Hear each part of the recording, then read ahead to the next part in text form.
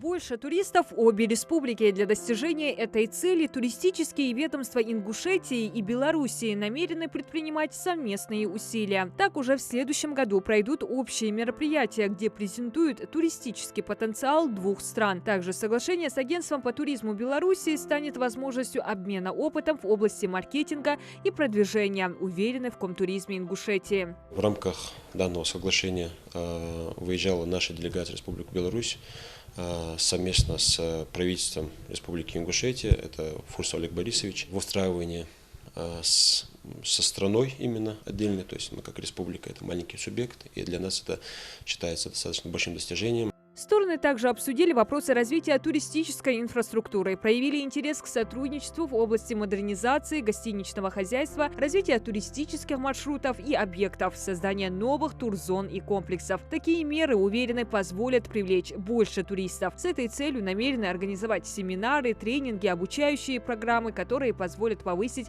квалификацию специалистов и улучшить качество предоставляемых услуг. Изначально направляли письма о приглашении делегации из Республики Беларусь для посещения наших мероприятий. Одни из мероприятий – это фестиваль бейджампинга. Также приглашали их посетить наш альплагерь Кязи, международные выставки, которые и также сторона Республика Беларусь тоже нас приглашала на одни из самых больших их туристических выставок. Высокие горы, ущелья, перевалы, средневековые башни, храмы, самый высокий музей. Ингушетия, расположенная в сердце Кавказа, является одним из привлекательных мест для туризма. В Комитете по туризму не сомневаются, что уникальная архитектура, вкусная еда и живописная природа не оставят равнодушными и туристов из Белоруссии. Наш субъект будет привлекать своей природой, своим ландшафтом, своим исторической культурой, бытом, традициями, ну и прочим тем, что будет интересно нашим гостям из Республики Беларусь. Идеальным местом для всевозможных туристических поездок считается и Беларусь, богатая культурой и самобытностью. Большое количество замков, парков, исторических музеев. Для оздоровления масса вариантов санаторий, баз отдыха. Интересна республика и для охотников и рыболовов, так как реки и леса богаты на всевозможную живность. Республика Беларусь достаточно многогранна,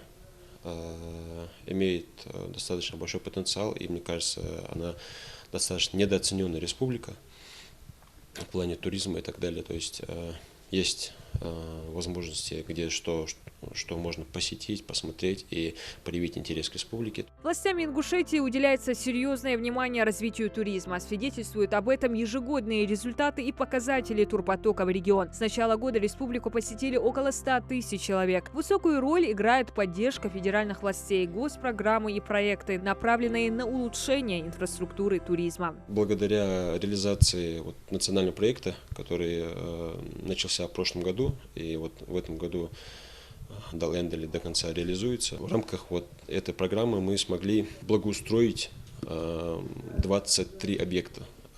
И не только в горной части, а также на равнине.